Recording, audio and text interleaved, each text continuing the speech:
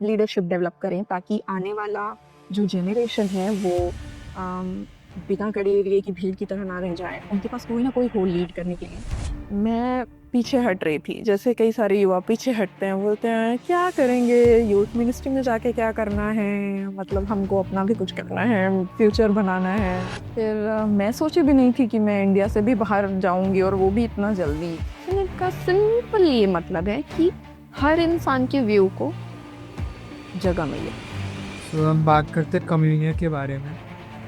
कम्युनियो Sunday जब आने वाला रहता है तो हम लोग उसके लिए बहुत पहले से प्रिपेयर करते हैं, पम्पलेट वगैरह लेके जाते हैं, घर में जाके बताते हैं कि कम्युनियो क्या है। सब सुनने वाला बन जाएंगे तो तुम्हारा सुनने का टाइम आएगा तो भी कोई रहेगा सुनने के लिए।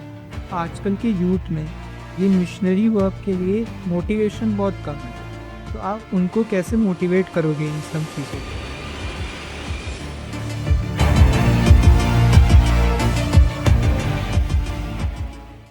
चर्च में यूथ लीडरशिप का रियल इम्पैक्ट क्या होता है? ऑर्गेनाइजेशंस जैसे आईसीवाईएम, कम्युनियो, यू कैट चर्च में यूथ को कैसे शेप करता है, और आज के यूथ के एंगर, स्ट्रगल्स और क्वेश्चंस को चर्च कैसे एड्रेस करता है?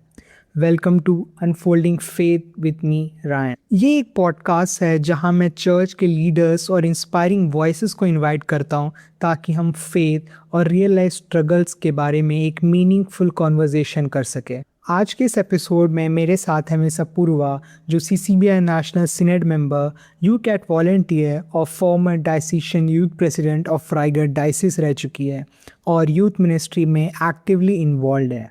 इस एपिसोड में हम बात करते हैं various youth organisations in church, youth के स्ट्रगल्स और उनके एंगर इश्यूज और लीडरशिप और रेस्पॉन्सिबिलिटी इन टुडेज चर्च। अगर आपको ऐसे कॉन्वर्जेशंस पसंद है तो वीडियो को लाइक करना और चैनल को सब्सक्राइब ज़रूर करना। एंड ये पूरे पॉडकास्ट का ऑडियो एक्सपीरियंस भी स्पॉटिफाई पे अवेलेबल है, तो do check that out. So let's begin unfolding faith. So for few people जो आपको नहीं जानते, आप उनको कैसे इंट्रोड्यूस करोगे अपने आप? हम्म, जो मुझे नहीं जानते, मैं उनके लिए बस ये सिंपल सा इंट्रोडक्शन देना चाहती हूँ कि मैं भी सबकी तरह एक यूथ हूँ और सिंपल सिंपल यूथ हूँ। कोई कुछ भी उसमें ऑर्डिनरी से अलग नहीं है, कुछ भी एक्स्ट्रॉर्डिनरी नहीं है, जस्ट अ सिंपल यूथ। मेरा नाम अपूर्वा है और मैं खरसिया नाम के एक जगह में रहती हूँ। खरसिया पैरिश मेरा पैरिश है, जो कि रायगढ़ डायसिस के अंदर में आता है और ये छत्तीसगढ़ रीजन का हिस्सा है। तो इस तरह से मैं एक छोटे से जगह से आती हूँ। मेरे पैरिश में भी ज़्यादा लोग नहीं है, ज़्यादा परिवार नहीं है, छोटा सा पैरिश है और वहीं पे मेरी स्कूलिंग भी हुई है और बस यही है। ये जैसा आपने बोला कि बहुत छोटा सा पैरिश है, बट स्टिल वहाँ से आप नेशनल लेवल पे रिप्रेजेंट कर रहे हो यूथ को। हम्म। तो देयर आर वेरियस ऑर्गेनाइजेशन जिससे आप जुड़े हुए हो। हम्म। मुझे ये सब से जानने से पहले मैं बिगनिंग से स्टार्ट करूंगा कि आप फेथ पे कैसे आए और ये जर्नी कैसे आपने स्टार्ट की यूथ मिनिस्ट्री के लिए। फेथ में कैसे आई? ओके। कोई मेरा event फेथ हुआ? जो है, हाँ हाँ, हाँ, उसके ओके। वजह से ऐसा। Spiritual, okay. फेथ जर्नी मेरा बचपन से ही कंटिन्यूड रहा है। ऐसा कुछ नहीं है मेरा जैसे बैप्टिज्म हुआ था वो तो खैर मुझे याद नहीं है, पर मेरी फैमिली बहुत रिलीजियस है। हमारे यहाँ हर दिन संध्या वंदना होती है, हर दिन रोजरी होती है। मेरे पेरेंट्स हर दिन बाइबल पढ़ते हैं और हम लोग स्लैक ऑफ करते हैं कभी कभी, पर हम भी रोज करने की कोशिश करते हैं। और मेरे लाइफ में बहुत सारी चीजें हुई और उसमें से एक मैं पॉइंट आउट करना चाहती हूँ कि स्पेसिफिकली मैं कब जीसस को टेस्ट करना स्टार्ट की। जैसे कहते हैं ना, प्रभु चख कर देखो प्रभु कितना भला है। जब मैं 10th स्टैंडर्ड में थी, 10th का बोर्ड एग्जाम हो गया था, उसके बाद हम पहली बार रिट्रीट के लिए गए थे, डिवाइन रिट्रीट सेंटर। उस रिट्रीट में मैं रियलाइज की कि जो फेथ मैं जी रही हूँ या जो प्रैक्टिसेस मैं करती आ रही हूँ, रिलीजियस प्रैक्टिसेस, विश्वास बस उतने तक सीमित नहीं है, उससे कहीं ज्यादा अलग, ऊपर, दूसरा है। और मुझे रियलाइज हुआ कि जो जीवन भी हम जी रहे हैं वो हमें जैसे बिना नमक की सब्जी की तरह लगता है, पर विश्वास के आ जाने के बाद और प्रभु को अपने जीवन में आने देने के बाद वो एक बहुत ही टेस्टी सब्जी की तरह हो जाता है ना। मैं नहीं जानती कि मैं ठीक से समझा पा रही हूँ कि नहीं, पर प्रभु के आने के बाद मेरा जीवन पूरी तरह से बदल गया। मैं 11th स्टैंडर्ड की थी, 11th स्टैंडर्ड में थी तब से जो मैंने अपनी जर्नी, फेथ जर्नी स्टार्ट की थी। उसके बाद से काफी कुछ बदल गया। मैंने बाइबल पढ़ना स्टार्ट किया, रोजरी में दिल लगा के करने लगी। ऑफ कोर्स रोजरी सब करते हैं, पर मैं भी बेसिक सा बिना मन लगाए कर लिया करती थी। पर उसके बाद, उस रिट्रीट के बाद मैंने अपने विश्वास को जानने की कोशिश की, उसमें मैं डीपली गई। और फिर इस तरह से प्रभु मुझे लीड कर रहे थे आगे जाने के लिए। उस समय से मेरी फेथ जर्नी स्टार्ट हुई थी, और होपफुली अभी भी कंटिन्यूड है और आगे भी कंटिन्यूड रहेगी। मुझे पता है कि प्रभु की महिमा इतनी बड़ी है कि मैं इस जीवन में तो उसको समझ नहीं पाऊंगी। हाँ, ऐसा। आई होप मैं समझा पा रही हूँ। रहने। तो देन आप अभी रिसेंटली रिटायर हुए from Nexco, that is national executive committee member of hmm, ICYM. तो हम्म, आप पहले एक्सप्लेन करो एक आईसीवाईएम क्या है, देन आपका एक्सपीरियंस वहाँ पे कैसा रहा। हम्म। आईसीवाईएम का फुल फॉर्म है इंडियन कैथलिक यूथ मूवमेंट, जो कि सीसीबीआई यूथ कमीशन का परोकियल मूवमेंट है। सीसीबीआई हमारी गवर्निंग बॉडी है कैथलिक, मतलब लैटिन डाइसिस की सीसीबीआई गवर्निंग बॉडी है। उसका यूथ कमीशन एक कमीशन है। वैसे बहुत सारे कमीशन है, उसमें से एक कमीशन है यूथ कमीशन। उसका पैरोकियल मूवमेंट है, मतलब हर पैरिश में रन करने के लिए जो मूवमेंट बिशप्स ने खुद बनाया है वो मूवमेंट है आईसीवाईएम, इंडियन कैथलिक यूथ मूवमेंट। अब इसमें हम लोग सब जानते हैं कि हम अपने पैरिशेस में कई सारे संघ होते हैं, युवा संघ, महिला संघ, कैथलिक सभा, जिसमें पापा लोग रहते हैं, मम्मी लोग रहते हैं, और यूथ लोग रहते हैं, और बच्चे लोग रहते हैं। उसको हमारे यहाँ बोलते हैं क्रूजवीर। वैसे उसको वाईसीएस वाईएसएम भी बोला जाता है। तो आईसीएम और वाईसीएस वाईएसएम एक साथ काम करते हैं। हालांकि मैं आईसीवाईएम का हिस्सा रही हूँ, वाईसीएस वाईएसएम हमारे यहाँ नहीं हुआ करता था, हमारे यहाँ क्रूजवीर हुआ करता था।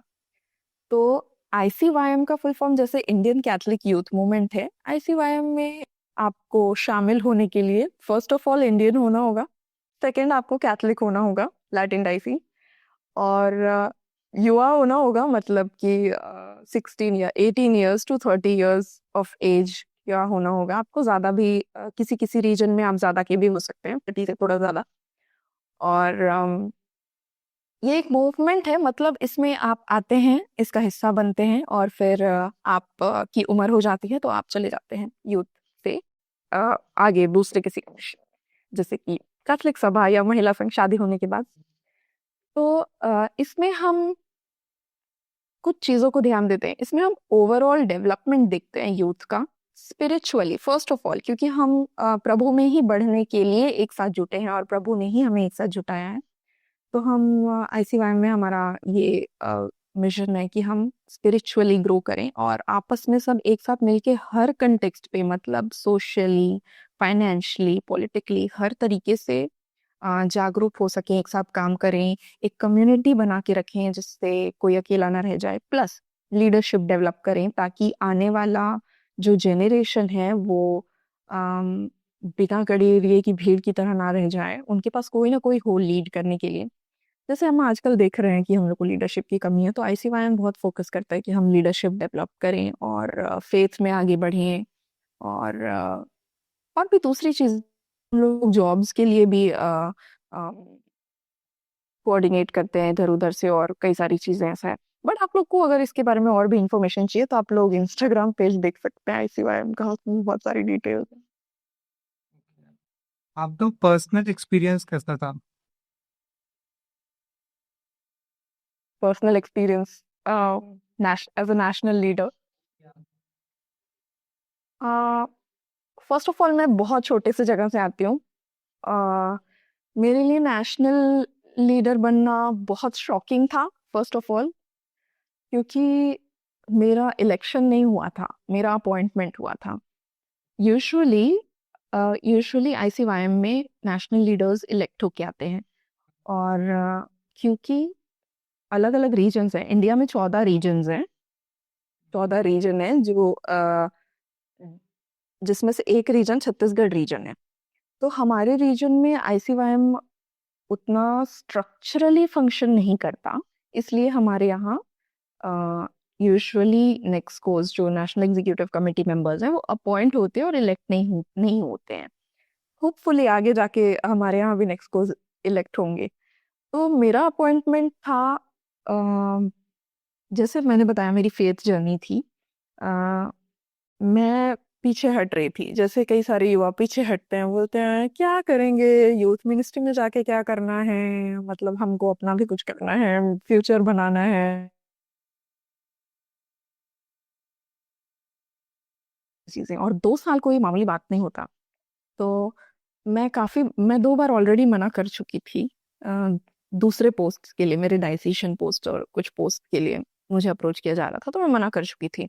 पर जनवरी में जब हमारा काउंसिल मेंबर था, उस काउंसिल मीटिंग था, उसके जस्ट पहले सितंबर अक्टूबर में मैं एक रिट्रीट करके आई थी, डिवाइन रिट्रीट सेंटर हजारीबाग में। उसके बाद से मेरा जो एडवेंट था, क्रिसमस का सीजन था, बहुत ही स्पिरिचुअल जा रहा था। तो स्पिरिचुअल जब हम रहते हैं तो हमको पवित्र आत्मा ज्यादा बातें करता है, या फिर हम ज्यादा सुन पाते हैं। तो जैसे ही मुझे ये कॉल आया, मैं प्रेयर की, मैं सोची कि ये क्या हो रहा है। और फिर मुझे याद आया कि मैं संत पेतरुस की तरह बन रही हूँ, सेंट सेंट पीटर की तरह। उन्हें 3 बार प्रभु को मना किया था, मुझे भी तीसरी बार ये क्वेश्चन आ रहा था। ठीक है, मैं सोची कि नहीं बनूंगी मैं वो, मैं नहीं बोलूंगी 3 बार नहीं। मैं बोली हाँ। और उसके बाद मेरी journey as a national leader start हुई। हम गए नैनीताल में, हमारा काउंसिल हुआ, वहाँ मुझे एज एन एक्स को प्रेजेंट किया गया। और उसके बाद से हमारा काम स्टार्ट हुआ। जब मैं गई तो मुझे बहुत कुछ नहीं पता था आईसीवाईएम के बारे में, पर मुझे पता था कि मुझे चुना गया है। मुझे पता था मेरे पास कैपेबिलिटी नहीं है, पर अपॉर्चुनिटी है। तो मैं फिर सीखना स्टार्ट की, आईसीवाईएम का मेमोरेंडम, हमारा लॉ बुक पढ़ते पढ़ते गई। फिर दो दो महीने ही हुए, और 2-3 महीने ही हुए, और मैं आईसीवाईएम पे सेशंस देना स्टार्ट कर चुकी थी। इतना मैं पढ़ चुकी थी आईसीवाईएम के बारे में। और इस तरह से शुरुआत हुई। और उसके बाद हमने बहुत सारे प्रोग्राम्स किए एज अ नेशनल टीम। हमारा लिव इन प्रोग्राम हुआ, फर्स्ट था जो हमारा ट्रेनिंग था लिव इन। हम एक्सकोर्स का ट्रेनिंग होता है, उसमें हम लोग सब एक जगह इकट्ठे होते हैं। हमारा गोवा में हुआ था, सेंट जोसेफ वाज में। तो वहाँ पे हम सब एक साथ जुटे, और हम लोग को ट्रेन किया गया कि कैसे हम लोग को 2 साल पूरे इंडिया के यूथ को लीड करना है आईसीवाईएम में एज अ नेशनल लीडर। और वहाँ मैंने बहुत कुछ सीखा जो मैं कभी नहीं जानती थी, और कई सारी चीज़ें जो मैं जानती थी मुझे एक्सपीरियंस, आई मीन इम्प्लीमेंट करने का मौका मिला वहाँ पे। और उसके बाद हम सीखे काफ़ी कुछ, और हमारा बॉन्ड भी स्ट्रांग हो गया एज अ टीम। हम लोग 28 लोग थे, 2-3 लोग एब्सेंट थे, पर सब आए थे। फिर स्टार्ट किए, और बहुत सारा प्रोग्राम किए हम लोग। नेशनल यूथ कन्वेंशन जालंधर में, फिर विटनेस केरला में, बहुत सारे क्विज किए, कॉम्पिटिशन्स किए, वीडियो मेकिंग और ऐसा कुछ बहुत सारा। और एक्सपीरियंस बहुत अ, अलग था। मैं अच्छा बोल के उसको छोटा नहीं करना चाहूंगी, क्योंकि एकदम माइंड ब्लोइंग था, मेरे लिए बहुत माइंड ब्लोइंग था। इतना कुछ सीखी, मुझे नहीं लगता कि मैं यूथ मिनिस्ट्री में आके जो सीखी हूँ वो मैं कभी भी घर बैठे सीख सकती थी, या कहीं जॉब करके सीख लेती, या यूट्यूब देख के सीख लेती। ऐसा नहीं हो सकता। जो चैलेंजेस हम यूथ मिनिस्ट्री में एज अ लीडर फेस करते हैं, वो हमको लाइफ के लिए इतना तैयार कर देता है। आपको कोई मुश्किल से डर नहीं लगेगा, क्योंकि आप उससे बड़ा मुश्किल ऑलरेडी नेशनल लेवल पे देख चुके हैं।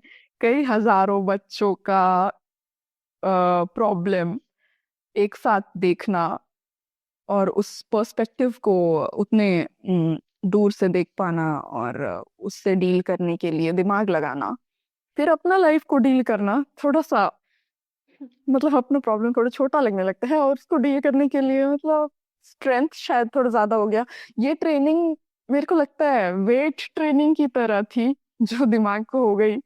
और बहुत सारे प्रॉब्लम्स आए, बहुत सारी मुश्किलें आई, और हम लोग एक टीम थे, हमारा साथ दिए, फादर हमारा बहुत साथ देते थे, हमारे पेरेंट्स हमारे घर में बैठ के अपना हम लोग का साथ देते थे। मैं दिल्ली चली जाती थी, बिथानिया हमारा जो नेशनल ऑफिस है, हमारे नेशनल ऑफिस, हमारा घर का नाम बिथानिया है, वहां पे हम रहते भी है और वो हमारा ऑफिस भी है, नेशनल ऑफिस। तो हम वहां चले जाते थे, वहां पे रहते थे, काम करते थे। टीम स्पिरिट, सब कुछ देखा, बहुत कुछ सीखी। फिर मैं सोची भी नहीं थी कि मैं इंडिया से भी बाहर जाऊंगी, और वो भी इतना जल्दी। जब मेरा अपॉइंटमेंट हुआ, मेरे को जनरल सेक्रेटरी का मैसेज आया, पासपोर्ट बनवा लो। मैं बोली पासपोर्ट बनवा, पासपोर्ट क्यों बनवाना है? पर बनवा लिए पासपोर्ट, अब जनरल सेक्रेटरी बोल रही है तो बनवा लिए। पर मैं नहीं सोची थी कि उसमें स्टैम्प भी लगेगा, ऑनेस्टली बता रही हूँ। और जो कि 2 बार लग गया टेन्योर एंड होने के पहले, तीसरी बार भी लग जाता सर, प्रभु की इच्छा थी, नहीं हुआ, कोई बात नहीं। वीजा नहीं मिला था उस बार। तो मैं मैं जीती, मैं हारी, मैं डरी, मैं बहुत खुश हुई, मैं सेटिस्फाइड थी, मैं सैड भी हुई बहुत ज्यादा, मैं गुस्सा हुई, बहुत गुस्सा भी आया, और कंट्रोल करना भी सीखी, बहुत कुछ टेम्परामेंट। और जो कम्युनिकेशन जो हम कभी भी घर बैठ के नहीं सीख सकते हैं, वो ऑफ कोर्स यूथ मिनिस्ट्री में हम सीख जाते हैं। अपनी सारी बाउंड्रीज क्रॉस की है मैंने, अपने लिमिट्स क्रॉस किए हैं, हर लिमिट मेरा चेक हुआ है, हर लिमिट मेरा चेक हुआ है, साइकोलॉजिकल लिमिट, फिजिकल लिमिट, सब कुछ। तो इस तरह से बोला जाए तो ये एक बहुत प्रेशियस एक्सपीरियंस था मेरे लिए, बहुत बहुत ज्यादा मैं ग्रेटफुल हूँ इसके लिए कि प्रभु ने मुझे ये अपॉर्चुनिटी दी कि मैं अ, सेवा करते करते इतना कुछ सीख सकूं। मैं कभी ये नहीं सोची थी कि मुझे कुछ मिलेगा यहाँ पे जाने के टाइम पे। मुझे लगा कि ये सेवा करने के लिए तो मुझे जाना है 2 साल, उतना रिस्क उठा के मैं चली गई, क्योंकि मैं तीसरी बार मना नहीं करना चाहती थी। तो मैं ये नहीं सोची थी कि मुझे क्या मिलेगा, मैं सोचती थी कि मैं किस तरह 2 साल अपना पूरी तरह से 2 साल अपना कैसे दे सकती हूँ। पर प्रभु अ, इतने मिराक्युलस तरीके से काम करते हैं कि वो कभी सिर्फ लेते नहीं है, वो जितना लेते हैं उससे कहीं गुना दे देते हैं। पर बहुत दयालु हैं। ये मेरा एक्सपीरियंस था, और स्पिरिचुअली मैं बहुत ज्यादा बूस्ट हुई सेवा करते करते। मेरे को बहुत ज्यादा प्रभु का प्रेजेंस अपने लाइफ में महसूस होता है, बहुत ज्यादा। क्योंकि ऐसे सिचुएशंस हम देखते हैं जिसमें हम as a human normally perform कर ही नहीं सकते प्रभु की मदद के बिना। ओवरऑल मेरा एक्सपीरियंस बहुत अच्छा था, मैंने बहुत सारे दोस्त बनाए, सब कुछ अच्छा हुआ, और बहुत कुछ बुरा भी हुआ, पर वो भी अच्छे के लिए था प्रोबेबली। और मैं बहुत कुछ सीखी। आई होप कि जो हमने काम किया है उससे यूथ को बेनिफिट मिले, क्योंकि अल्टीमेटली हम जो भी काम किए सब यूथ के लिए किए थे। That's that. ओके। तो आपने मेंशन किया बहुत सारे चैलेंजेस भी होते हैं, तो आप काफी ज्यादा इनसे इंटरेक्ट भी करते हो, तो उनके लाइफ में क्या मेजर चैलेंजेस आपने नोटिस किया? हम्म, गुड क्वेश्चन। यूथ की लाइफ में कई सारे ऐसे चैलेंजेस हैं जो मैंने नोटिस किए। फर्स्ट ऑफ ऑल, वो लोग को डायरेक्शन की कमी है। यूथ को एनर्जी बहुत है, बट उसको कहाँ वो लोग स्पेंड करें, इसके लिए वो लोग श्योर नहीं है। इसलिए वो लोग गलत जगह भी स्पेंड कर लेते हैं एनर्जी, और उनको करेक्ट गाइडेंस की कमी होती है कई बार। कुछ यूथ में मैंने देखा उनको अकेलापन है। बहुत सारे यूथ ऐसे होते हैं जो इंट्रोवर्ट होते हैं, मैक्सिमम होते हैं, उनसे सोशलाइज नहीं होता, और वो खुल नहीं पाते। और ये एक मेजर इशू था।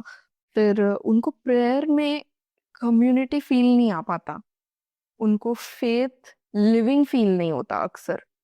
मतलब जैसे मैंने बताया कि मैं 11th के पहले विश्वास जी रही थी, पर महसूस नहीं कर पा रही थी उस तरह से। मैं मेरा एक रूटीन था, एक एक रिलीजियस रूटीन था, और बस वही था। पर उसके बाद जब मैंने उसको एक्सरसाइज करना स्टार्ट किया, उसको मैं खुद फील करना स्टार्ट की और प्रभु को चखा, तो कुछ बहुत ही अलग हो गया। वो वाला थिंग लोगों में मिसिंग है। मतलब वो लोग प्रभु को चख नहीं पाते, क्योंकि वो लोग प्रभु को सचमुच में नहीं महसूस कर पाते। ये एक मेजर प्रॉब्लम हो जाता है उनके लिए। और कई बार वो लोग टेस्ट ले भी लेते हैं, तो उनके पास ऐसी प्रैक्टिसेस नहीं होती जिससे वो लोग उसको कंटिन्यूअसली जी पाए। ये एक इशू है। फिर फाइनेंशियल इशू बहुत ही मतलब शायद हम बात करना चाहें या ना करना चाहें उस बारे में, पर फाइनेंशियल इशू बहुत ज्यादा है यूथ में। वो लोग करियर में कुछ करना चाहते, करियर गाइडेंस नहीं है, और कई सारी चीजें हैं जो उनको स्ट्रेस्ड कर रही हैं। बच्चे कुछ और करना चाहते हैं, बट उनको कम्युनिटी, सोसाइटी और फैमिली प्रेशर कुछ और करने को मजबूर कर रहा है। और वो लोग एक डायरेक्शन लेस लाइफ की तरफ बढ़ते जा रहे हैं। पर बहुत सारे लोग अच्छा भी कर रहे हैं। मैं ये नहीं बोल रही हूँ कि हर यूथ की लाइफ में चैलेंजेस ही चैलेंजेस है। बहुत सारे यूथ अच्छा परफॉर्म कर रहे हैं। बट जो मेजर चैलेंजेस मैंने देखे हैं, उनमें है सच्ची दोस्ती की कमी, जो बिल्कुल हमको चर्च में मिल सकती है। और एक क्वालिटी, मतलब फेथ है। वो सोचते हैं कि वो एज अ क्रिश्चियन जी रहे हैं, बट एक्चुअल क्रिश्चियन लाइफ वो नहीं है जो वो जी रहे हैं। बट उनको स्ट्रेट एट देयर फेस बताया नहीं जा सकता कि भाई तुम थोड़ा गलत जा रहे हो भाई, यार ये वाला नहीं है, दूसरा वाला है, तो बोल नहीं सकते उनको। But still we are trying to do that. तो ये सारे चैलेंजेस हैं उनकी लाइफ में, आई थिंक। मैं कुछ मिस कर रही हूँ क्या? याद आएगा तो बोलूंगी, ओके मान। Okay. सो नेक्स्ट इज सिनोड क्या है एंड यूथ का कंट्रीब्यूशन उसमें क्या है, आपने क्या कंट्रीब्यूट किया है उसमें? ओके, ये इसलिए आ रहा होगा क्योंकि मेरे को सिनेट टीम में इंक्लूड किया गया है। ओके, सिनेट को सिंप्लीफाइड तरीके से हम लोग अगर समझना चाहें तो सिनेट का एक पोस्टर है जिसमें सब लोग एक साथ चल के जाते रहते हैं। अगर आपने देखा होगा रायन, आपने अगर अपने चर्च में देखा होगा तो वो पोस्टर में व्हील चेयर में बैठे हुए लोग, बूढ़े लोग, जवान लोग, छोटे बड़े सब एक साथ चल के जाते रहते हैं। सिनेट का सिंपल ये मतलब है कि हर इंसान के व्यू को जगह मिले, हर इंसान एक साथ चले, मतलब हर कैटेगरी का इंसान एक साथ मिलके चर्च का हिस्सा बने। सिंपली सिंपली ये मतलब है। अब एज अ सिनेड मेंबर मैंने अभी तक बहुत कुछ तो नहीं किया है, बट सीसीबीआई के जो पास्टोरल प्लान है जिसको हम लोग को कमीशंस में इम्प्लीमेंट करना है, उसके इम्प्लीमेंटेशन को फैसिलिटेट करना, मतलब उसके इम्प्लीमेंटेशन का काम देखना हमको, उसके कंप्लीशन तक ये काम है हमारा। और उसमें बीच बीच में हम कुछ इनपुट डाल सकते हैं। हमारी मीटिंग्स होती हैं और हम उनके रिपोर्ट्स देखते हैं कि वो ठीक से इम्प्लीमेंट हो रहे हैं कि नहीं हो रहे हैं। तो वो जो पेस्टरल प्लान है, उसमें हम जब अपना इनपुट देते हैं तो वहाँ जो यूथ का वॉइस है पूरी कंट्री का, वो रखने का काम मेरा मेरा है वहाँ पे। तो उन उसको देखने के बाद, सुनने के बाद, as a youth of India मुझे क्या कहना है, ये मुझे हर यूथ को मद्देनजर रखते हुए वहाँ पे अपना पॉइंट रखना पड़ता है। नो मैटर वो पॉइंट अजीब लग रहा हो, बड़ा लग रहा हो, छोटा लग रहा हो, इम्पॉसिबल लग रहा हो। तो ये मेरा काम है कि मैं वहाँ पे as a youth, as an Indian youth, church को, पूरी चर्च को बता सकूं कि हमारा व्यू इस चीज में क्या है। तो इस तरह से सिनड सबको लेके चल रहा है। ऐसा नहीं है कि हम पीछे छोड़ दिए गए हैं या हमारा कोई व्यू नहीं है, बिल्कुल हमारा व्यू है। और चर्च बहुत ज्यादा यूथ को प्रेशियस मानता है। हमारा हमारा व्यू बहुत मायने रखता है यहाँ पे कैथलिक कलीसिया में। तो आई होप समझ में आ रहा है रैन। तो मैं ये बताना चाहती हूँ कि कोई पीछे नहीं है, बस आपको अपनी आवाज सामने लानी है, और वो आवाज जरूर वहां तक पहुंचेगी जहां आप चाहते हैं कि पहुंच जाए। वो ये है मेरा काम वहां पे। और मैं कुछ बहुत ज्यादा खास नहीं कर रही हूँ वहां पे, मैं सबसे छोटी हूँ। और मेरा अपॉइंटमेंट हुआ है अभी। आई डोंट नो क्यों हुआ है, प्रभु ने मुझे क्यों चुना है। कुछ तो रीजन होगा। जैसे मेरा फेवरेट वर्स है जेरेमिया 29:11। वो बोलते हैं कि मतलब वर्स कहता है कि God knows the plans he has for you, so I am just trusting God's plan and yes, hopefully something good is coming. Okay, तो आपने ये भी मेंशन किया कि आप वहाँ सबसे छोटे हो। Okay, so you are representing the youth. तो in my opinion, यूथ का कंट्रीब्यूशन चर्च के डिसीजन मेकिंग में ज़्यादा होना चाहिए आज के टाइम पे। सो आप एग्री करते हो? um, अगर यूथ का डिसीजन ज्यादा होगा चर्च के, आई मीन यूथ के व्यूज का महत्व ज्यादा होगा चर्च के डिसीजन मेकिंग में, तो फिर हम सिनड में कैसे हुए? हम तो सबको बराबर रखना चाहते हैं ना। हमको बड़ों का भी ख्याल रखना है, छोटों का भी ख्याल रखना है, फादर्स का, सिस्टर्स का, बूढ़ों का, बच्चों का, जो बोल नहीं सकते उनका, और हर इंसान का। मैं मेरा ये मानना है पर्सनली कि हर इंसान के पास सिखाने के लिए कुछ तो होता है, चाहे वो अच्छा इंसान हो, चाहे बुरा इंसान हो, छोटा हो, बड़ा हो। तो मुझे लगता है कि हर इंसान को बराबर मौका देना चाहिए। और बराबर मौका मिलने का ये मतलब नहीं है कि हमें अपने आप को एक्सप्रेस करने का समय कम मिल रहा है।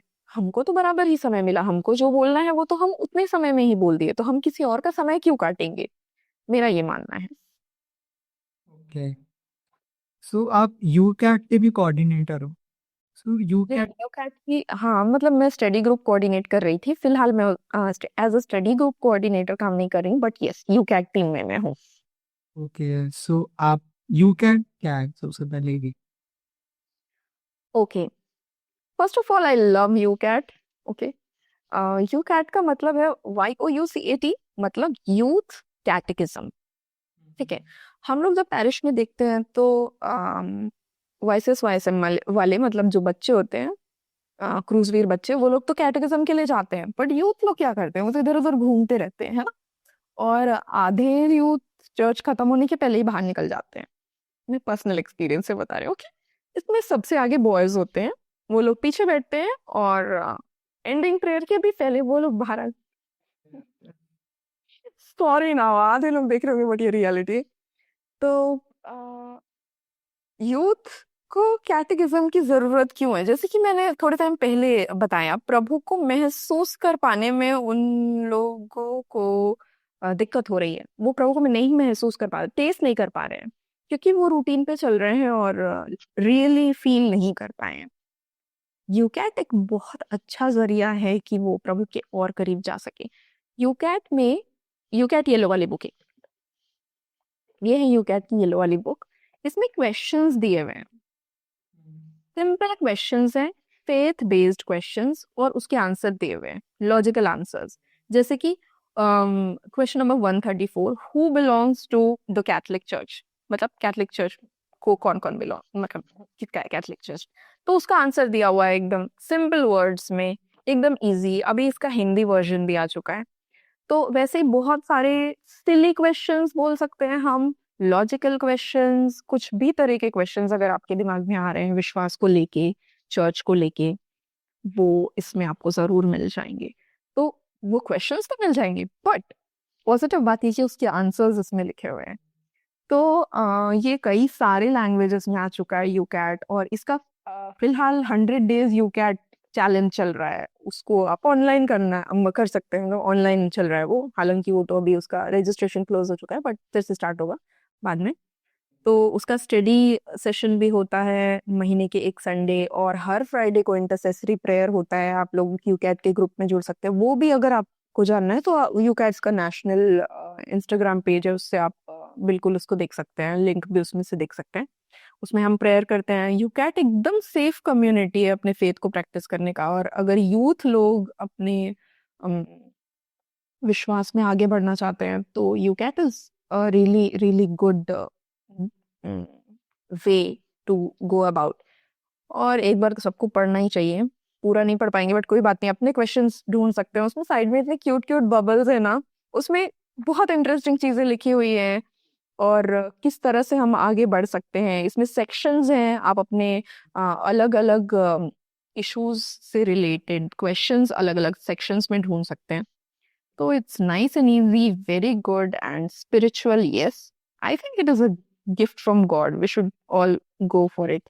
और फॉर स्टार्टर्स, अगर आप सिर्फ स्टार्ट करना चाहते हैं, एक्सप्लोर करना चाहते हैं, तो आप इंस्टाग्राम पेज में देख सकते हैं। Okay, so as you mentioned आपको 2 बार मौका मिला है अब्रॉड जाने का एज अ यूथ रिप्रेजेंटेटिव, तो उसका एक्सपीरियंस शेयर करो कि वो कैसा था। ओके। अ 2 बार जो मुझे देश के बाहर जाने का मौका मिला है, पहला एज अ आईसीवाईएम रिप्रेजेंटेटिव, उसमें मैं आईसीवाईएम को रिप्रेजेंट कर रही थी फिल्म कैप में, और वो जॉर्जिया में हुआ था। बकुरियानी करके जगह थी, वहाँ पे वो जनरल असेंबली थी। जनरल असेंबली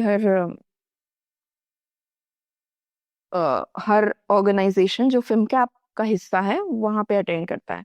तो वहाँ पे टोटल 22 कंट्रीज थे, और 60 पार्टिसिपेंट्स थे 22 कंट्रीज के। और वो जनरल असेंबली थी, उसमें आगे की 3 साल की प्लानिंग करनी थी। और 4 पिलर्स डिसाइड किए गए: फिजिकल, स्पिरिचुअल, मेंटल और रिलेशनल।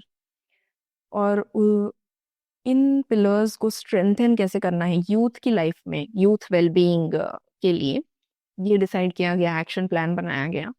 वहाँ मेरा पर्सनल एक्सपीरियंस, अच्छा, फिल्म कैप क्या है? फिल्म कैप वो यूथ ऑर्गेनाइजेशंस का एक फेडरेशन है। अलग अलग कंट्रीज के अलग अलग यूथ ऑर्गेनाइजेशंस उसका हिस्सा हैं, और वो एक साथ मिलके एक बड़ा ऑर्गेनाइजेशन बनाते हैं, जिसमें लोग आपस में एक दूसरे के साथ मिलके काम करते हैं, और फाइनेंशियली भी हेल्प करते हैं कभी, और कई सारी आइडियाज एक्सचेंज करते हैं, जिससे हमें सीखने का मौका मिलता है एक दूसरे से। तो फिल्म कैप के बारे में आपको जानना है तो वो भी आप इंस्टाग्राम में देख सकते हैं। और इंडिया से 2 ऑर्गेनाइजेशंस हैं जो फिल्म कैप का हिस्सा हैं। एक हम आईसीवाईएम, और एक और एसएमवाईएम। आईसीवाईएम इंडियन कैथलिक यूथ मूवमेंट, और एसएमवाईएम सीरो मलाबार यूथ मूवमेंट। अभी अभी इसी जीए में सीरो मलाबार यूथ मूवमेंट नया मेंबर बना है फिल्म कैप का। तो फिल्म कैप में जाने का मेरा पर्सनल एक्सपीरियंस शॉकिंग था, फर्स्ट ऑफ ऑल, क्योंकि वो कंट्री के बाहर था। और कई सारी फनी चीजें थी, जैसे वहाँ रात 8 बजे भी नहीं हुआ रहता था, मतलब सनसेट नहीं हुआ रहता था वहाँ रात को 8 बजे, और हम 7:30 बजे डिनर करते थे। और सनसेट देखते देखते मैं डिनर करती थी, बहुत ही अजीब सा लगता था, बट ऐसा। और सनराइज टाइम पे हो जाता था, ठीक है, सनसेट को ही टाइम लगता था। तो सुबह जल्दी हो जाती थी, बट रात होने में काफी टाइम लगता था। और ये तो फन हो गया। और फिर मैं अगस्त के महीने में गई थी, और मुझे नहीं पता था कि वहाँ ठंडी पड़ने वाली है। थैंकफुली मेरा एक फ्रेंड है, उसने मुझे फ्लाइट में जाने के लिए जैकेट दे दिया था। तो वो भी विंड चीटर था शायद, आई डोंट नो, बट जान बचा लिया बिल्कुल वो जैकेट मेरा, ठीक है। तो thank you to that friend, okay. तो ठंडी थी वहाँ बहुत।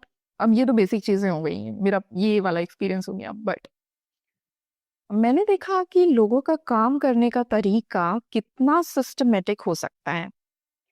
आपको कैसे वहां प्रेजेंट होना है, अपने व्यूज कैसे रखने हैं, और किस तरह से आप टू द पॉइंट सब चीजों को टाइम पे कर सकते हैं। 10 दिन का जीए था वो, 10 दिन का।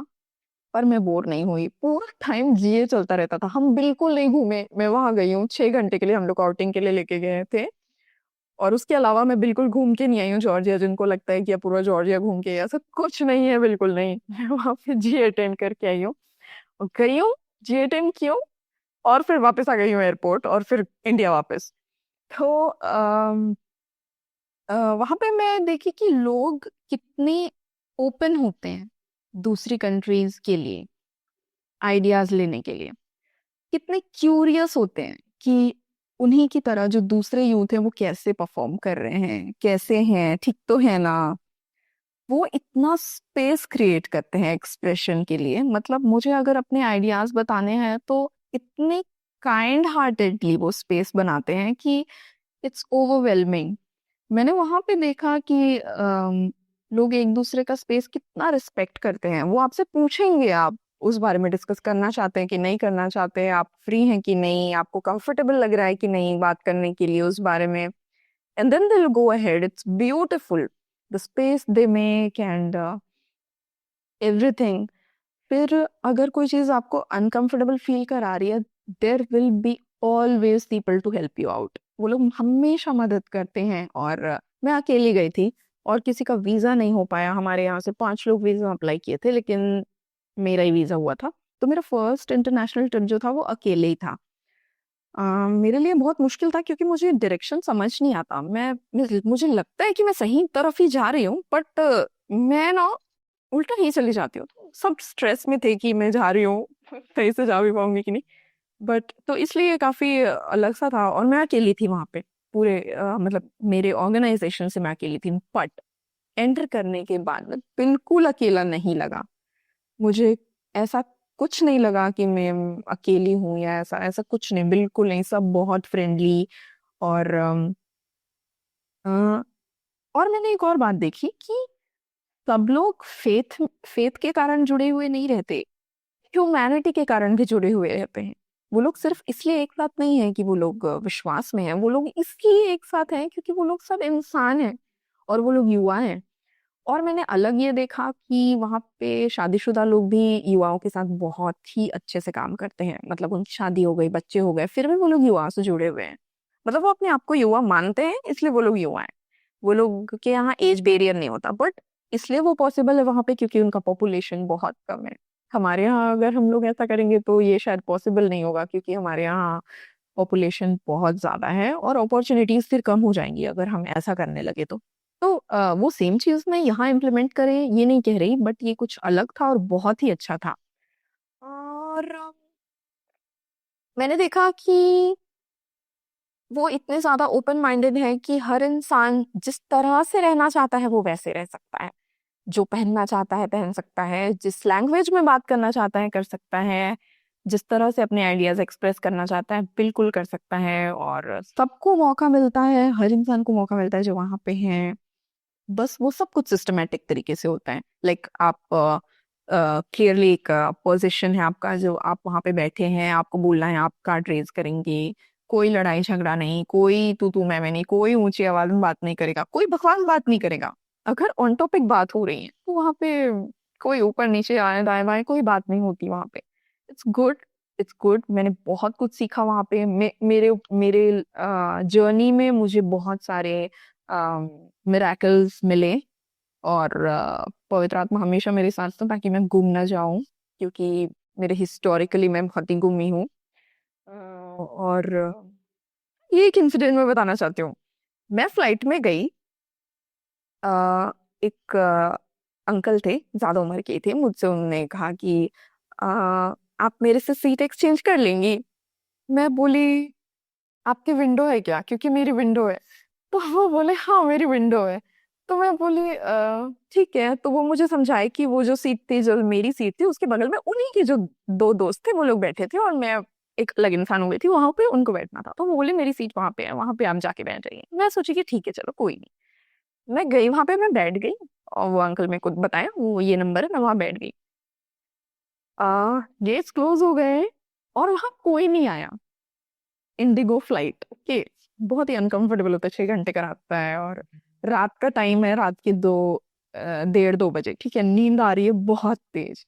हर इंसान वहां पे परेशान है क्योंकि कंफर्टेबल नहीं होती है सीट्स, फर्स्ट ऑफ ऑल। सामने स्पेस नहीं होता पैर के लिए, नींद आ रही है सबको बहुत तेज। और मेरी सीट तीनों खाली थी। मैं लेट के गई हूँ सो के, चिल करते हुए। Thank God. क्योंकि ये फिर जैसे बेल्ट के पास में गई, मेरा लगेज भी आ गया तुरंत। मैं बोली थैंक गॉड। मैं हर 4 कदम में सिर्फ थैंक गॉड ही बोल रही थी। मेरा फोन गुम गया, मेरे को पता चलता कि मेरा फोन गुम गया इसके पहले गार्ड ला के बोलता है ग्रीन कलर का फोन किसका है। मैं सोची ग्रीन कलर का फोन तो मेरा नहीं है। मैं देखी मेरा ही है। और फिर वो देखिए, थैंक गॉड। तो ऐसा मेरा जर्नी था। ये रहा जॉर्जिया का स्टोरी, बहुत ही कुछ बहुत अच्छा। अ, तो film cap GA was very very good. Film cap GA में अम, 4 कॉन्फ्रेंसेस है, Asian conference, euro conference, Latin conference और एफ्रो कॉन्फ्रेंस। तो हम एशियन कॉन्फ्रेंस का हिस्सा हैं।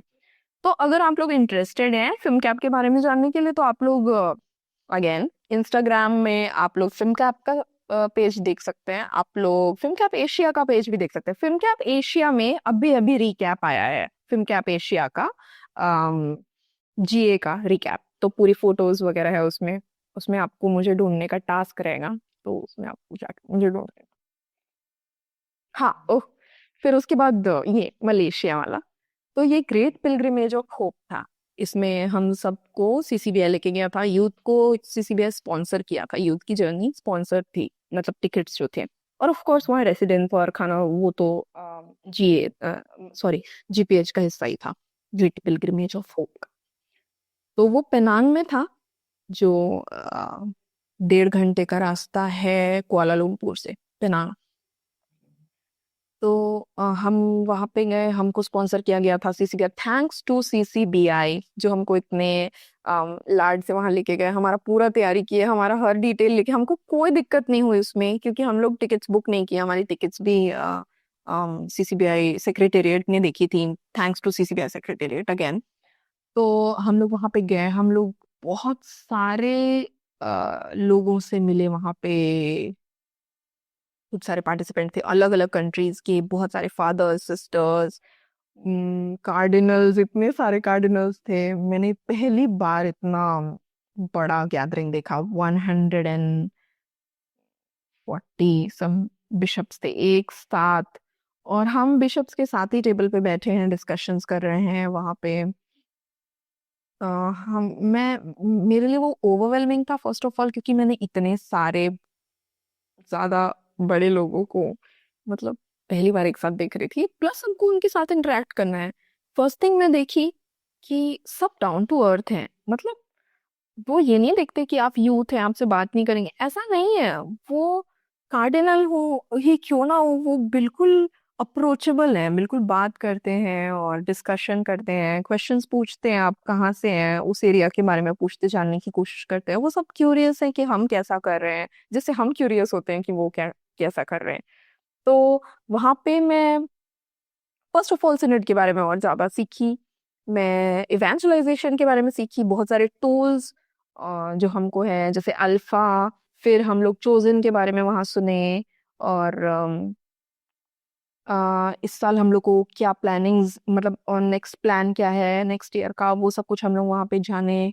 और शालोम वर्ल्ड वो भी आया था वहाँ पे, जेवाई था वहाँ पे, और रेक्सटैंड था वहाँ पे हम लोग को हमेशा प्रेयर में लीड करने के लिए। और अल्टीमेटली हम लोग सब वहाँ जाके अपना फेथ शेयर किए, अलग अलग कंट्रीज से बहुत सारी कंट्रीज आई थी, मतलब एशियन कंट्रीज। और या एशिया के बाहर से भी कुछ कंट्रीज आई थी, कोरिया, नो शायद अफ्रीका, कोई कोई सी कंट्री थी एशिया के बाहर से भी। और हम लोग काफी लोगों से जान पहचान हुआ वहाँ पे, सिस्टर्स फादर्स सब अपने पास बुलाते हैं, अच्छे से बात करते हैं। तो ये अच्छा एक्सपीरियंस था वहाँ पे कि किस तरह से हम उनसे सीख के हमारे पास जो चीजें काम नहीं कर रही है उसमें उनके तरीके को लागू करके हमारे पास उन चीजों को काम करा सकते हैं। तो ये सब कुछ मैं वहां से सीखी थी। जैसे हम लोग बात कर रहे थे कि मैं देश के बाहर गई थी और वहां मेरा क्या एक्सपीरियंस रहा है। एक मेजर एक्सपीरियंस ये भी था कि वो अपने देश को साफ रखते हैं, अपने घर जैसे साफ रखते हैं। लोगों को कचरा दिखता है, वो लोग उठा के उसको लेके चले जाते हैं। और हमको जहां जहां जगह मिलता है हम वहां कचरा फेंक देते हैं। मतलब ये एक चीज मेरे को लगा कि अगर हम लोग अपनी कंट्री को घर जैसा बनाना चाहते हैं, हमारी कंट्री सबसे सुंदर कंट्री है, ठीक है, मतलब सब कुछ है हमारे पास यार, पहाड़ नदी रेगिस्तान, सुंदर जगह खराब जगह, हर चीज है हमारे पास, जंगल वंगल सब कुछ इतना सुंदर, सबसे सुंदर तो देश, मेरा देश। लेकिन रख नहीं रहे ना हम लोग उसको वैसा अच्छे से, मतलब रखने पे, मतलब मैं तो यकीन रखती हूँ, मैं पर्सनली भी गार्डनिंग मेरा हॉबी है, और मैं प्लास्टिक यूज नहीं करने पे कई सारे लोगों को परेशान कर चुकी हूँ, वो लोग परेशान हो गए मेरे से कि मैं बोलती हूँ नहीं प्लास्टिक यूज मत करो, चिप्स मत खाओ, और झोला लेके जाओ, ये सब करके कई लोगों को मैं परेशान कर चुकी हूँ। लेकिन मैं जब बाहर से वापस आती हूँ तो मैं सोचती हूँ कि मैं ऐसा क्या करूँ कि हम भी वैसे हो सके। मतलब एक ये एक फैक्टर है कि ये देश हमको मिला है, हमारा प्रभु हमको दिया है, कचरा करके रखने के लिए थोड़ी दिया है, सुंदर से रखने के लिए दिए ना। तो और फिर उसको खराब करके वापस क्यों करेंगे? हमको तो देखभाल के लिए दिए थे। और जेनेसिस में जब हमको दिए, मतलब एडम और ईव को भी जब दिए थे पैराडाइज को, तो एकदम पूरा अपना प्रॉपर्टी समझ लो करके थोड़ी दिए होंगे, देखभाल करने के लिए दिए होंगे ना। तो वैसे ही हमको हमारा कंट्री देखभाल करने के लिए मिला है, मतलब गिफ्ट में मिला है।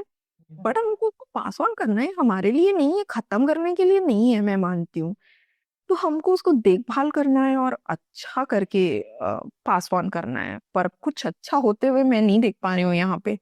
मतलब मैं तो खैर स्ट्रिक्टली पली बड़ी हूँ, मेरे पापा मेरे को कभी कचरा बाहर फेंकने नहीं देते थे। हम लोग को हमेशा एक बैग पकड़ के चलते हैं जिसमें हम लोग अपना कचरा डालते हैं और फिर एंड में डस्टबिन में डालते हैं। बट ये सब छोटी छोटी चीजें हम लोग कर सकते हैं।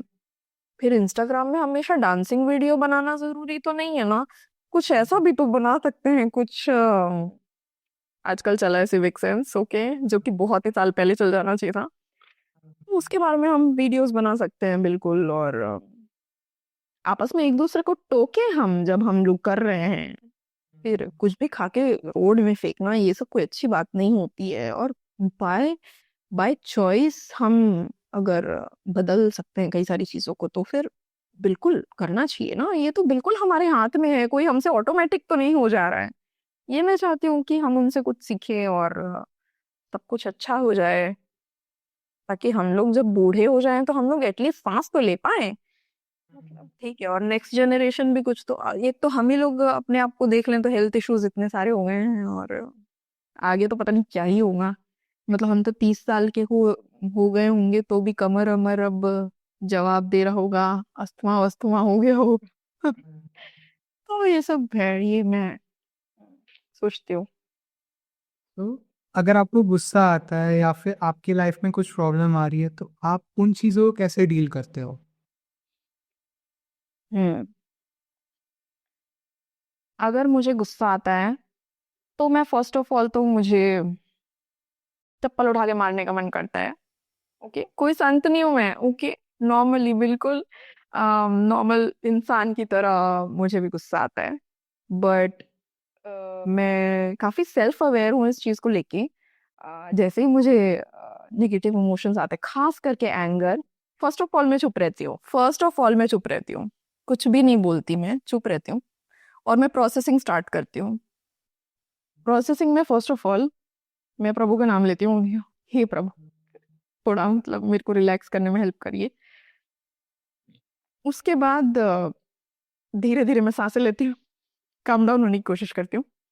क्योंकि मेरे को बाय एक्सपीरियंस पता है कि ये मेरे को कहीं नहीं लेके जाने वाला है अगर मैं इंस्टिंक्टिवली बिहेव करी और वैसे एक्ट करी जैसा मैं एक्ट करना चाहती हूँ। हो सकता है मेरे को पुलिस लेके चली जाए, ऐसा भी हो सकता है। तो इंस्टिंक्टिवली एक्ट करने के बदले मैं फर्स्ट ऑफ ऑल चुप रहती हूँ, सांसें लेती हूँ, प्रभु का नाम लेती हूँ, और फिर मैं कंट्रोल करने की कोशिश करती हूँ।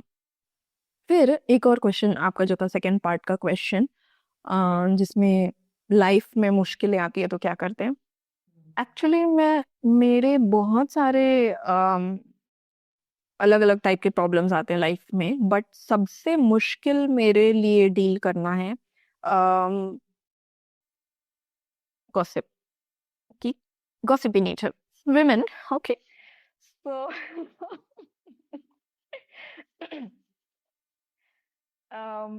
मैं और मेरी बहन हम लोग हर संडे कन्फेस करते हैं, ओके।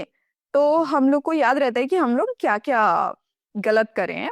उसमें से मैक्सिमम काउंट होता है गॉसिप का, जो कि हमको कम करना है। तो मैं मतलब अपना बता रही हूँ, ये मेरे फेस जर्नी का भी हिस्सा है। गॉसिपिंग से मैं इतना स्ट्रगल कर रही थी कि मैं कॉन्स्टेंटली गॉसिपिंग आ रहा था कन्फेशन में। तो मेरे को फादर बोले कि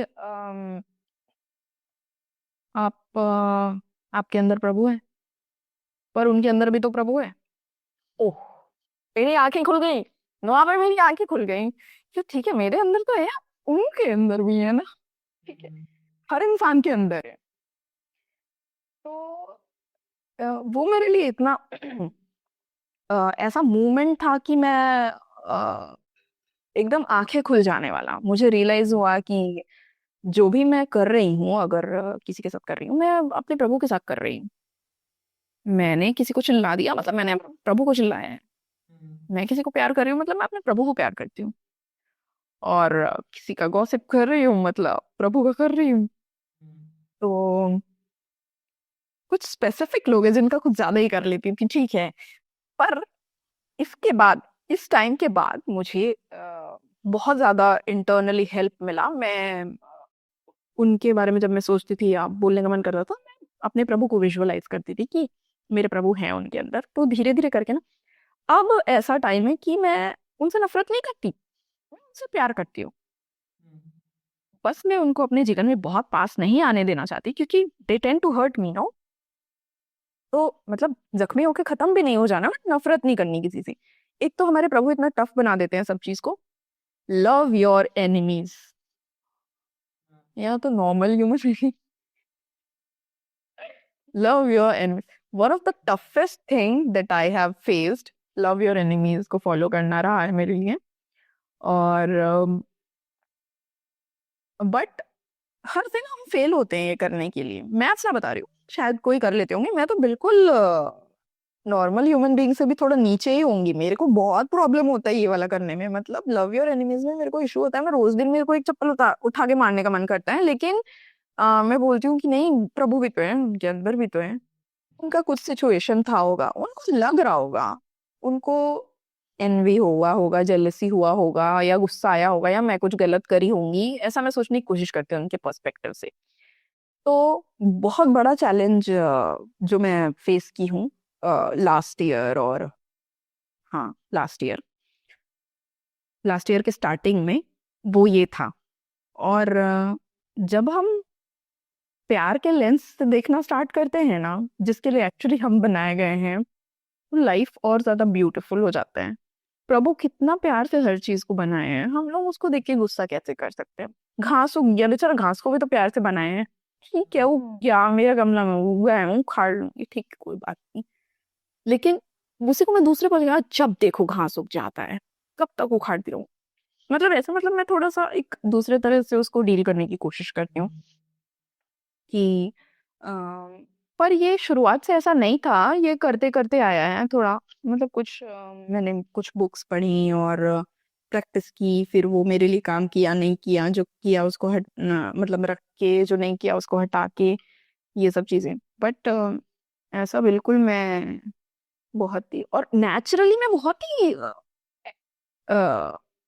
हाइपर टाइप हूँ। लेकिन ऐसा मुझे अब महसूस नहीं होता है, नेचुरली मैं बहुत गुस्सैल रही हूँ। और बोलना तो नहीं चाहिए, लेकिन मैं स्कूल टाइम में बहुत बुली भी थी। ठीक है, सॉरी, उनके लिए प्रेयर कर देती जिनको बुली करी थी, वो जीवन अच्छा रहे उनका। बट ठीक है, मतलब ये सब है। बट अभी देख के शायद शायद नहीं पता चलता होगा कि मैं ऐसे भी थी, मैं बदली हूँ।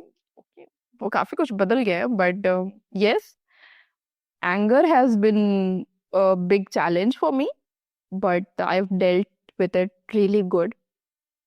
Sometimes वो डिफिकल्ट हो जाता है, क्योंकि कभी कभी कुछ बहुत ज्यादा भी हो जाता है ना, ओवर भी हो जाता है कभी कभी। तो जिन लोग एक्चुअली मुझे उस फेज में भी देखे हैं, वो लोग डर डर के भी रहते हैं, अगर कुछ ज्यादा हो गया, उनको रियलाइज हो गया है तो इसलिए मेरे पैरिश के बच्चे अगर देख रहे होंगे तो उनको पता ही, दीदी गुस्सा नहीं दिलाते। वो लोग अगर देख रहे होंगे तो उन लोग, क्या पता, ये गलत कमेंट मत करना कोई, ठीक है। तो ऐसा है। पर कुछ भी चीज अनअचीवेबल नहीं है। और इसके साथ एक मैसेज मैं ये देना चाहूंगी कि हमेशा जरूरी नहीं है कि आप परफेक्ट परफॉर्म करें। हो सकता है कि आप कोशिश कर रहे हैं कि आप अपना एंगर कंट्रोल, लेकिन हो गया कभी गलती से, फर्स्ट ऑफ ऑल आपको खुद को माफ करना है। ठीक है, क्योंकि हम लोग सबको माफ कर देते हैं, लेकिन वो जो जख्म है वो अपने अंदर लेके चलते रहते हैं। खुद को माफ करने वाला पोर्शन सबसे मुश्किल पोर्शन होता है, और मेरे मेरे मुताबिक मैं स्ट्रगल क्यों खुद को माफ करने से बहुत ज्यादा, शायद कोई और भी करता होगा, तो उनके लिए मैं ये बोलना चाहती हूँ कि forgive yourself, please be kind to yourself. शायद आप शायद maybe nobody is being kind to you, but you have to be kind to yourself. Okay, हो जाती है गलती, आ जाता है गुस्सा, कुछ कुछ प्रॉब्लम हो जाता है, लेकिन कभी अपने आप को इतना ज्यादा स्ट्रिक्टली मत हैंडल करो कि टूट ही जाओ यार, कि कुछ कर ही ना पाओ। ठीक है, हो जाता है, हम लोग कर देते हैं, कभी कभी गलती कर देते, सुख के गलती तो की है, जीवन थोड़ी खत्म हो गया है इतना, अभी बचा है थोड़ा बहुत जीवन, सही भी कर लेंगे उसको। लेकिन किसी का दिल दुखाने से वो इर्रिपेरेबल डैमेज होता है, तो इसलिए थोड़ा सा सोच के चलना पड़ता है। किसी को अगर दिल दुखा तो पता नहीं कितना टाइम में हील होगा, तो इसलिए ऐसा है। आपने तुम भी बताओ रायन, तुम भी बताओ कुछ, मतलब कि बहुत के बारे अच्छा बताया कि मुझ में प्रभु है तो उनमें ही प्रभु है। तो अगर हम ऐसे देखेंगे तो हम अपने जो भी चीजें हैं उसको कंट्रोल कर पाएंगे। एंगर हो गया या कोई भी इशू हो ये चीज मेरे लिए इसलिए भी काम करता है कि एक और सीक्रेट लाइन है जो मैं अपने आप को बोलती हूँ। गया। मैं हर अगर अगर कोई इंसान मेरे लिए खराब कर रहा है ना, मैं बहुत ज्यादा इसको रिपीट करती हूँ और रिपीट टेलीकास्ट पे अपने दिमाग में चला देती हूँ। ये मेरी परीक्षा है, ये मेरी परीक्षा है। अगर कोई ऐसा करता रहता है ना, तो मैं ऐसा इमेजिन करती हूँ कि वो प्रभु है और वो मेरी परीक्षा ले रहे हैं, कि चल बेटे अब करके दिखा कंट्रोल, अब करके दिखा। मैं बोली हूँ हारूंगी नहीं प्रभु, ये मेरी परीक्षा है ना, चलो देखते हैं। बहुत ज्यादा बोलती हूँ मैं, ये मेरी परीक्षा है, और उनके अंदर भी प्रभु है। हाँ। तो कैन यू एक्सप्लेन सीसीबीआई का स्ट्रक्चर? जैसे आपने एक्सप्लेन ओके। ऑर्गेनाइजेशंस के डिफरेंट। ठीक है, सीसीबीआई का फुल फॉर्म है conference of Catholic bishops of India. ठीक है, अब conference of Catholic bishops of India में 132 डायसीसेस आते हैं। इंडिया में टोटल 173 डायसीसेस हैं, जो कि सीरो मलाबार और सीरो मलंकरा डायसीस से मिला के भी बनता है, उसको हम सीडीसीआई बोलते हैं। बट सीसीबीआई आप पूछ रहे हैं ना रायन, तो मैं सीसीबीआई का बताती हूँ कि हमारे यहाँ 132 बिशप्स हैं, और कुछ रिटायर्ड बिशप्स भी हैं। उनका जो कॉन्फ्रेंस है उसको हम सीसीबीआई बोलते हैं। और इसमें कई सारे कमीशंस है, जैसे मैंने कहा यूथ कमीशन एक कमीशन है ना, उसी तरह कई सारे कमीशंस हैं। ठीक है, जैसे कमीशन ऑफ विमेन जिसको हम लोग महिला संघ बोलते हैं ना, वैसे ही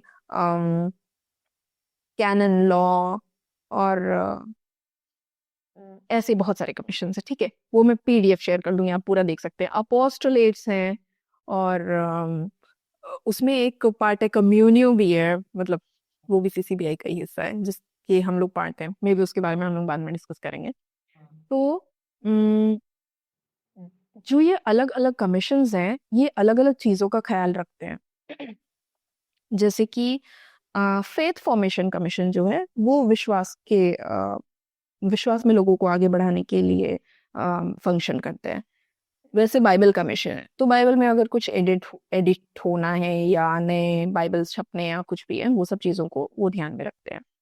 अ, वैसे विमेन्स कमीशन है, वो सब विमेन लोग को ध्यान में रखेगी। जैसे यूथ कमीशन है हमारा, तो इसमें कई सारे ऑर्गेनाइजेशंस आ रहे हैं यूथ कमीशन में, पर ये यूथ लोग को फोकस करके है।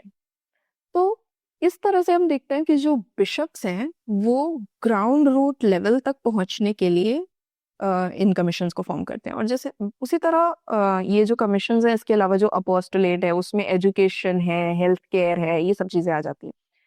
तो ये इस तरह से स्ट्रक्चर्ड है, और आई थिंक ये बहुत ब्यूटिफुली स्ट्रक्चर्ड है, क्योंकि किसी को एक ऑफिस में बैठ के एक पैरिश में हो रहे प्रॉब्लम के बारे में जानना बहुत मुश्किल है, बट ये स्ट्रक्चर इतना ब्यूटीफुली हुआ है कि वो जाना जा सकता है।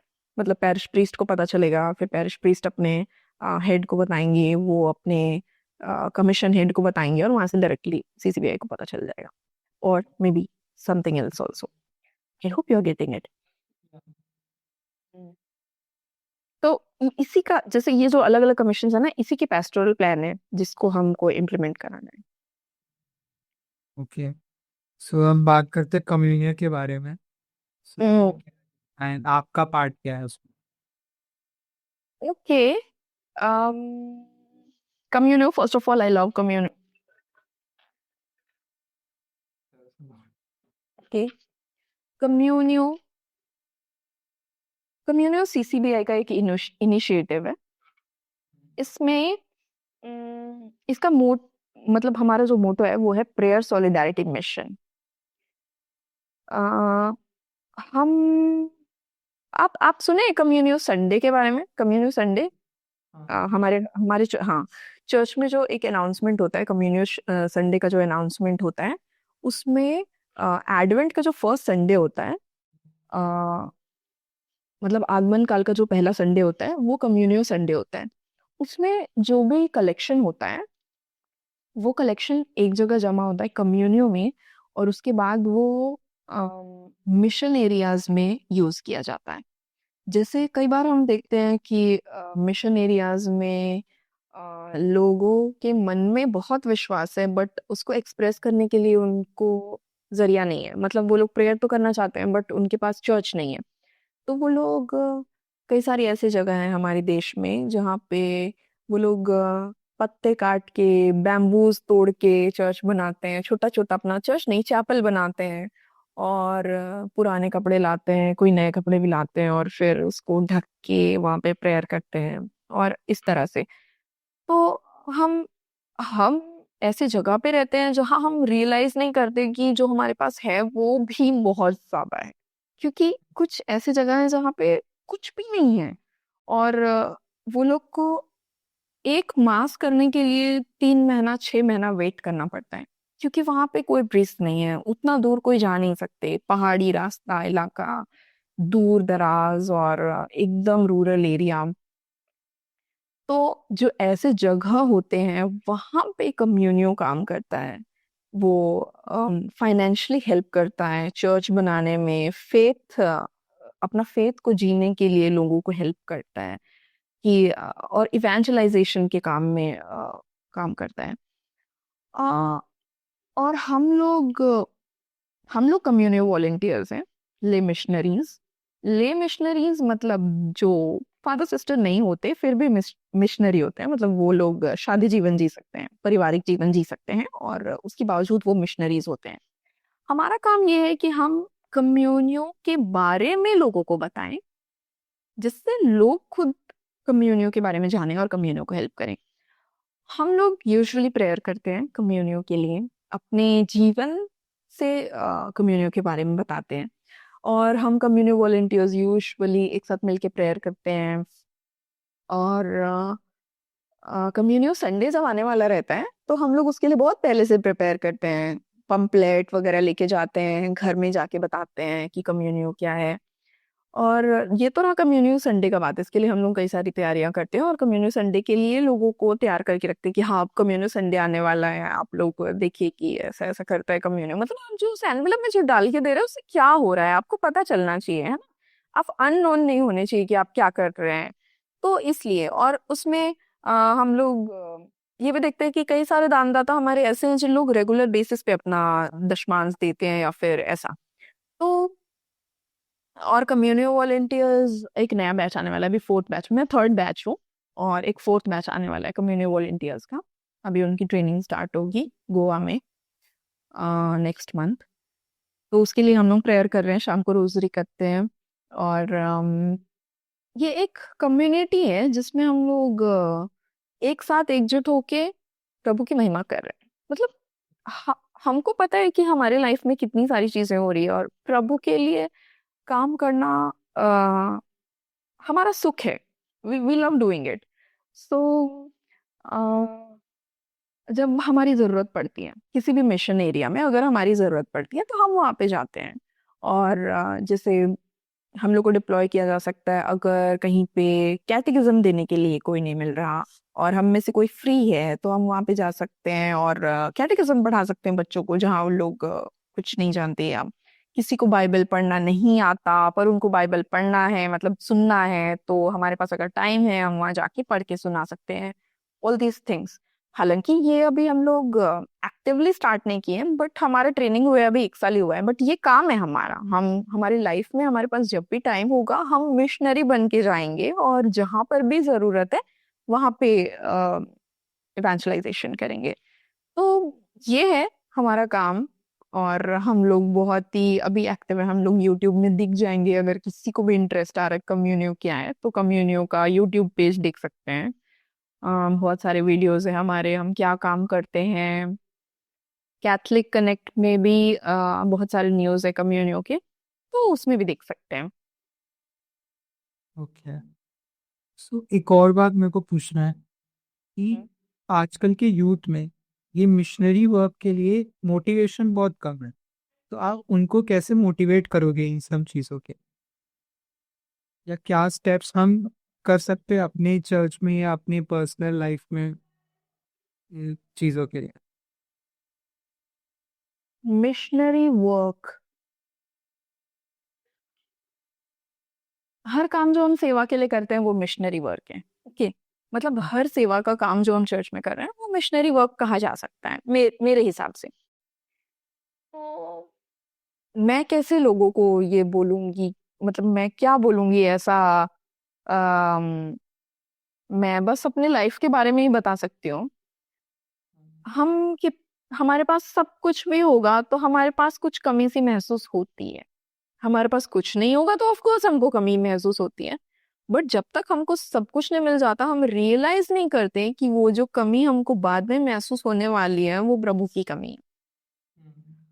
और अगर हम अकेले रह के और सिर्फ अपने लिए जी के खुश रह पाते तो प्रभु हमको कम्युनिटी में नहीं बनाते। हमको कम्युनिटी में बनाया गया है ताकि हम एक दूसरे के साथ दें। प्रभु यीशु जब 12 चेलों को इवेंजलाइजेशन के लिए भेज रहे थे उनको अकेले नहीं भेजे थे ना, उनको दो दो के जोड़े में भेजे थे। ठीक है, ताकि वो अकेले ना रह जाएं, ताकि वो एक दूसरे का साथ दें, मुश्किल पड़े तो एक हिम्मत हारे तो दूसरा संभाल ले और प्यार से वो लोग आपस में रहें और उनको वो काम करने में मजा आए।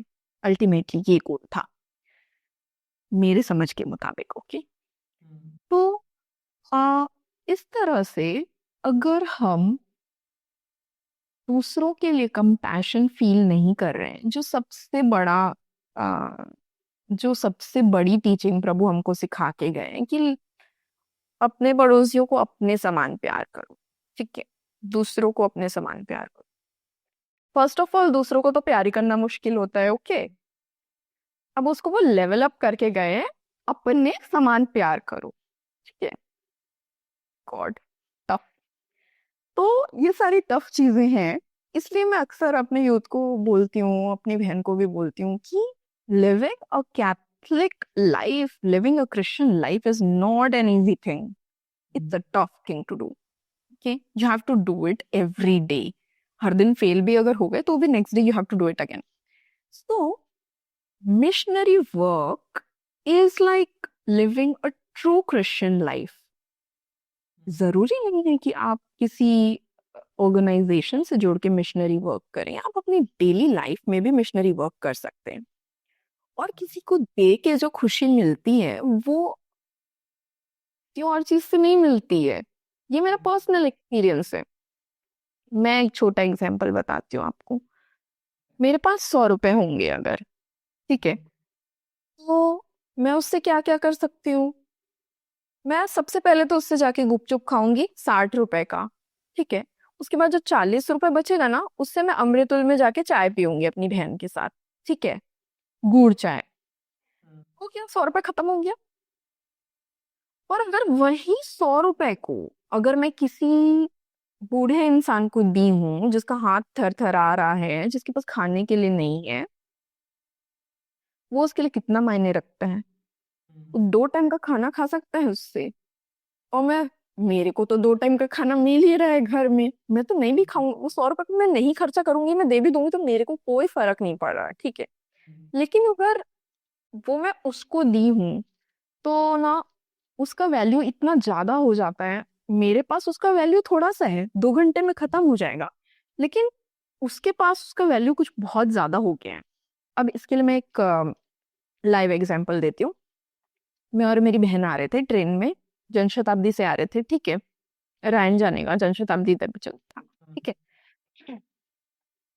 तो अ, एक लेडी आई और वो बहुत ज्यादा बूढ़ी थी, और उनका जो डंडा था वो घास उगता है ना, तो जो बड़ा बड़ा घास होता है हमारे तरफ यहाँ छत्तीसगढ़ में, उसका डंडा था, और वो बीच से मुड़ भी गया था, और वो बहुत ज्यादा बूढ़ी थी, बहुत ज्यादा बूढ़ी थी। तो उनको मैं कुछ अमाउंट निकाल के दी, तो वो बड़ा अमाउंट था उनके लिए, ठीक है। वो इतना इमोशनल हो गई ना उसको देख के कि वो ब्लेस करना स्टार्ट की, मेरे को ब्लेस करना स्टार्ट की वो। मैं बोली इसको ब्लेस कर दो, मेरी बहन बगल में बैठी थी, मैं बोली इसको ब्लेस कर दो। तो फिर वो उसको ब्लेस करने लगी, उसको खूब खूब सारी ब्लेसिंग्स दी, बहुत अच्छे, बहुत सारे अच्छे ब्लेसिंग्स दे रही थी वो उनको। और मेरे को ना देख के मतलब, हालांकि मेरे साथ ये बहुत बार हुआ है, लेकिन देख के मेरे को अजीब सा लग रहा था, अच्छा भी लग रहा था, और ना बहुत इमोशनल भी था वो सीन। फिर जब वो जाने लगी ना, वो छत्तीसगढ़ी में बोल रही थी, ठीक है। अब बूढ़े लोग जब हाँ, बूढ़े लोग बोलते हैं ना तो उनका दांत नहीं रहता है, उनका उम्र हो जाता है तो क्लियर सुनाई नहीं देता है। लेकिन अब छत्तीसगढ़ी हम लोग बचपन से सुन रहे हैं तो थोड़ा थोड़ा समझ में आ रहा था, पूरा समझ में नहीं आ रहा था। बोलने लगी, देखना मेरा डंडा भी बिल्कुल काम नहीं कर रहा है, और मैं, मेरा पैर तो काम नहीं करता है, मेरा बेटा नहीं रहा, उसको मरवा दिए कुछ लोग, ऐसे करके बता रही थी, स्टोरी बता रही थी। उसके बाद मैं बोली, पैसा दी हूं ना दादी, डंडा ले लेना एक ठो, कम से कम अच्छे से चलते बनेगा, छत्तीसगढ़ी में ही बोली। तो ना समझ गई वो बोली, और उसके बाद फिर वो हंसते हंसते गई यार। तो ना मैं सोची कि मेरे पास जो कुछ भी है मेरे लिए तो थोड़ा सा होगा, लेकिन किसी के लिए वो इतना ज्यादा है, और कितने ज्यादा दिन चल सकता है उनके लिए। वैसे ही मेरा समय भी है ना, मेरे लिए थोड़ा सा है, मैं नेटफ्लिक्स देख दूंगी, इंस्टाग्राम स्क्रॉल करना स्टार्ट करूंगी, 3 घंटा निकाल दूंगी। लेकिन 3 घंटा अगर मैं जाके किसी को बाइबल सुना दी, जो सुनना चाहता है, अंधा है मान लो, नहीं पढ़ सकता, उसको सुना दी, उसके लिए वो कितना बड़ा बात हो गया। मैं गरीब लोग, मतलब गरीब लोग होंगे या बीमार लोग होंगे जिनसे कोई नहीं मिलने आ रहा है, कोई नहीं मिलने आ रहा है, उन लोग बस सोच रहे हैं कि बस प्रभु हो गया क्या, इतना होपलेस है क्या मेरा लाइफ, उनसे अगर हम लोग मिलने जा रहे हैं अपना इंस्टाग्राम को छोड़ के, स्क्रॉल करना छोड़ के, तो उसका मतलब कितना अलग हो जाता है। एक इंसान के पास सेम चीज है और वही चीज, सेम चीज किसी और के पास जा रहा है, तो उसका मतलब कितना बदल रहा है। वैसे ही हमारा समय का मतलब बहुत बदल जाता है जब वो दूसरे को दिया जाता है, हमारा पैसा का मतलब बहुत बदल जाता है जब वो दूसरों को दिया जाता है, हमारा ज्ञान का मतलब बहुत बदल जाता है जब वो दूसरों को दिया जाता है। इसलिए कोई भी चीज को लेके ना सेल्फिश नहीं रहना चाहिए। मैं अपने यूथ लोग को बोलना चाहती हूँ कि क्या जरूरत है सब कुछ अपने पास रखने का। हमारा प्रभु तो इतना बड़ा है ना, हमको दे देगा, हमको जरूरत पड़ेगी तो हमको भी कोई दे देगा, हमसे भी तो कोई ज्यादा होगा ना किसी के पास, हमारे से ज्यादा पैसा होगा किसी के पास, वो हमको दे देगा। हम उनको दे देते हैं ना जिनके पास, जिनको जरूरत है, हमारा समय दे देते हैं ना।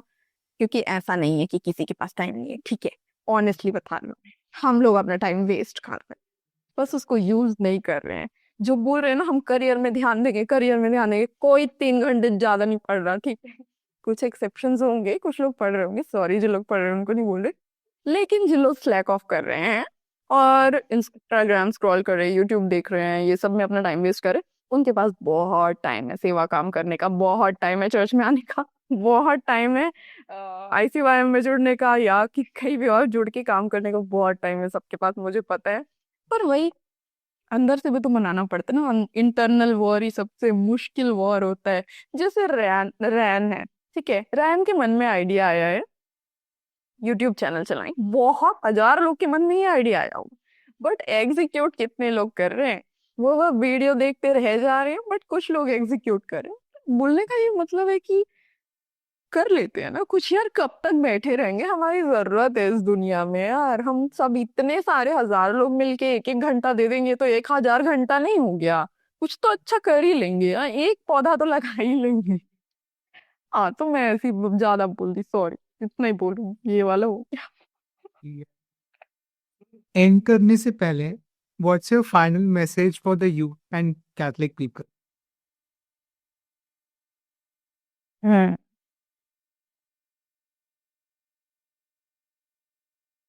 ओके, एंड करने के पहले छोटा स्टोरी बता रही हूँ। जब मैं 2 साल का सर्विस स्टार्ट करने वाली थी, मैं अपना सब कुछ छोड़ दी।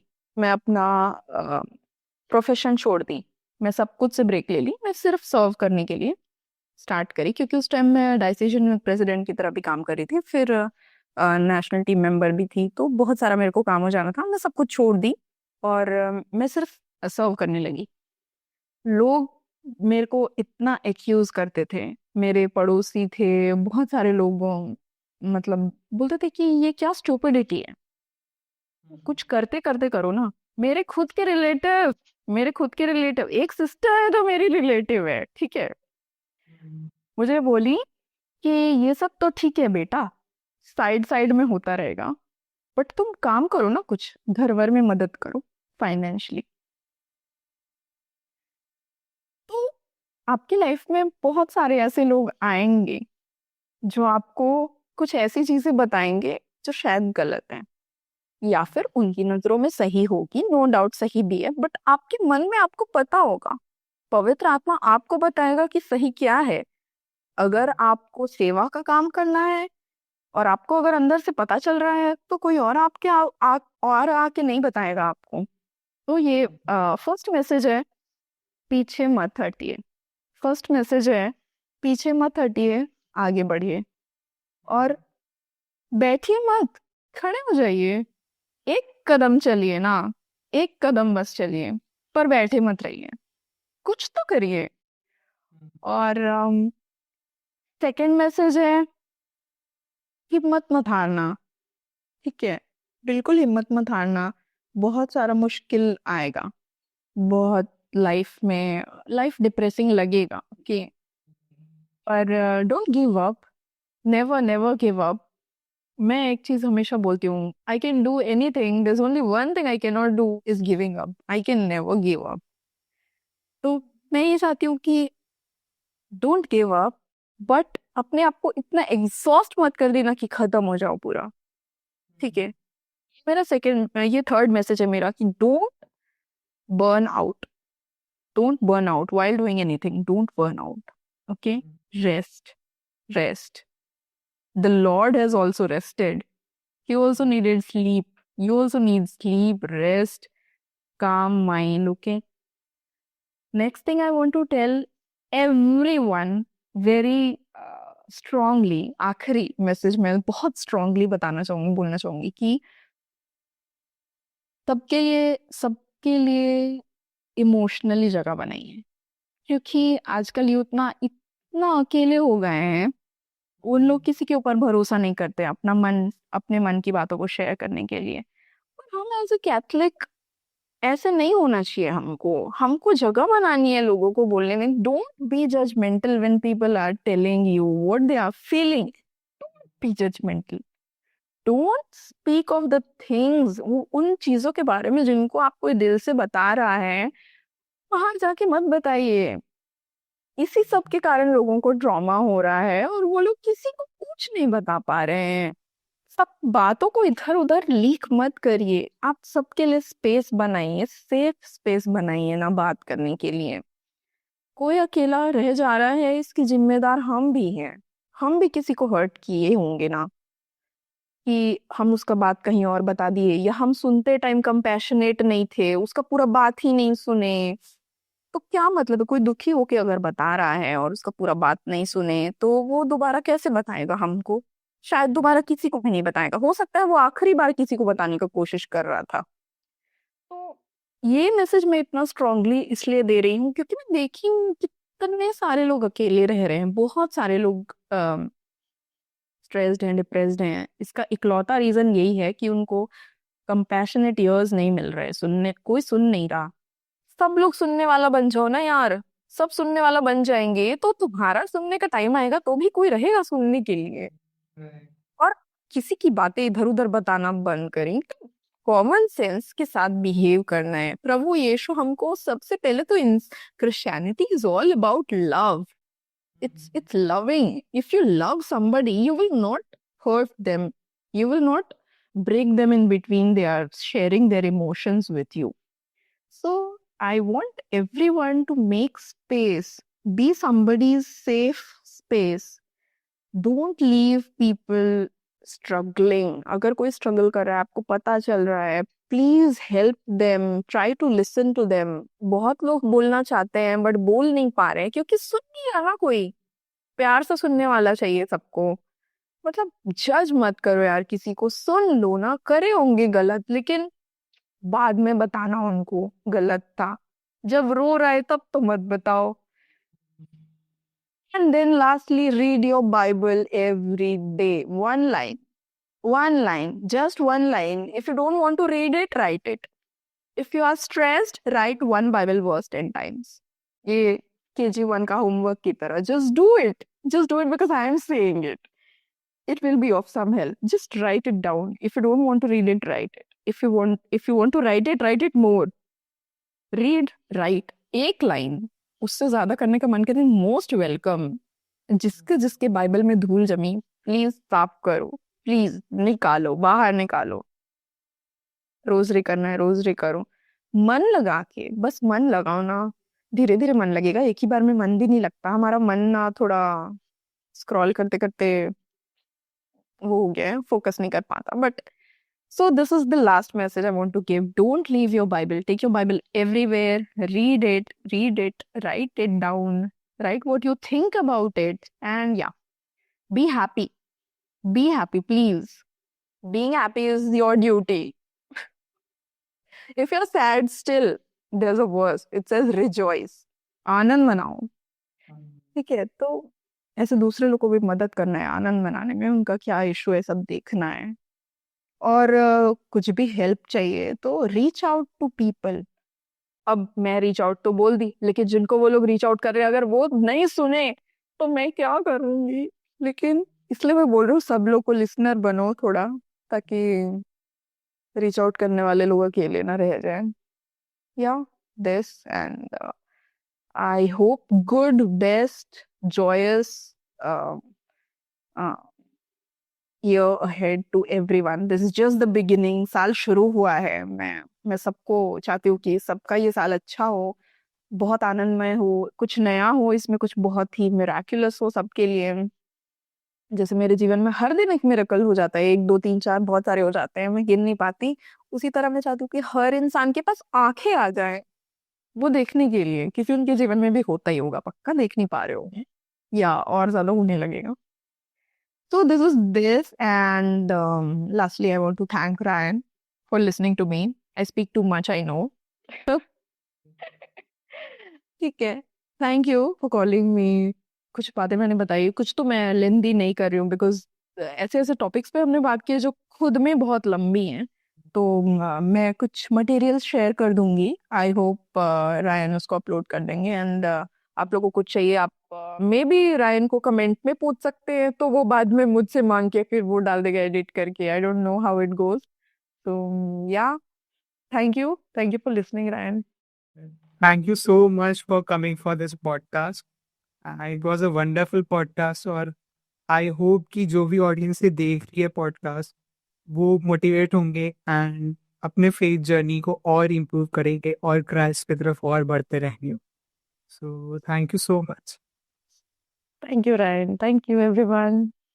अगर आज की इस कॉन्वर्जेशन में आपको यूथ मिनिस्ट्री और फेथ का एक नया पर्सपेक्टिव सीखने को मिला है तो वीडियो को लाइक ज़रूर करना और ऐसे ही मीनिंगफुल कॉन्वर्जेशंस के लिए चैनल को सब्सक्राइब भी करना। ये पूरे पॉडकास्ट को आप स्पॉटिफाई में भी सुन सकते हो, तो लिंक डिस्क्रिप्शन में, तो जाके चेक ज़रूर करना। मैं हूँ रायन और मिलते हैं नेक्स्ट एपिसोड में एक और नए इंस्पायरिंग कॉन्वर्जेशन के साथ। Until then, keep reflecting, keep questioning, and keep unfolding your faith.